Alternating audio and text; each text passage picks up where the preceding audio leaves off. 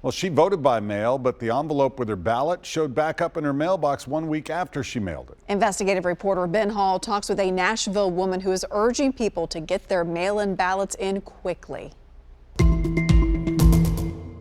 Davidson County's administrator of elections says her case is unusual. But with today being the last day you can request a mail-in ballot, she's speaking out so it doesn't happen to others. It was just a mystery. I had no idea. Becky Foster and her husband are over 65 years old and eager to vote in what they call a critical election.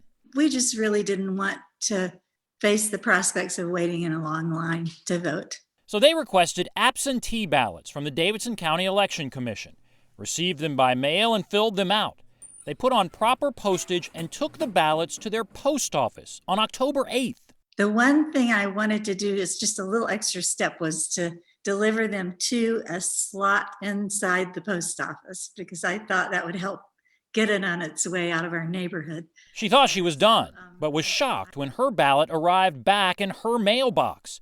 It was postmarked the 13th, 5 days after she dropped it off, and it arrived on the 15th, a week after she mailed it. What kind of a trip did my ballot take between the 8th and the 13th before it was returned to me on the 15th? She took pictures of the envelope with her ballot, which was in good shape, and called the Election Commission, which told her to take the ballot to the main post office downtown by the Frisk Center. That's where the Election Commission's post office box is located. They looked at it and immediately said, well, this is the problem. Foster says they blamed the fact she put a return address label on the back of the envelope, something she did just to make sure the ballot would stay inside the envelope.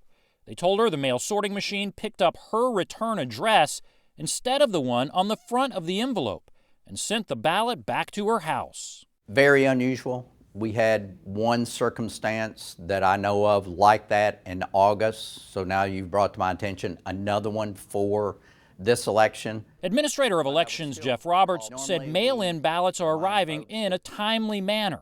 It's a large number of ballots. He showed us nearly 30,000 mail-in ballots the Davidson County Election Commission has already received. That's more than 80% of the ballots that have been requested, and easily a record for Davidson County. I felt confident enough that I put mine in the mail and it arrived, so voters should feel confident also. For mail-in votes to be counted, they must be received by the Election Commission by the time the polls close on Election Day. If you turn your ballot into the main post office on Broadway downtown before the post office closes on Election Day, the ballot will be counted. If you mail it from your home and it arrives after 7 p.m. next Tuesday, the ballot will not be counted. If I had voted later, my ballot might have reached me too late to get back in again. So Foster wants people to know, don't put a return address label on the ballot envelope, and take it to the main post office downtown if you can. So bottom line, do you feel like your vote counted? Yes, I did. And even though we took a little bit of a journey in the middle of it, the Election Commission won't start counting all those mail-in ballots until 7 a.m. on Election Day. We learned about Foster's situation with help from ProPublica's Election Land Project, which monitors voting concerns. Ben Hall, News Channel 5, investigates. Thank you, Ben.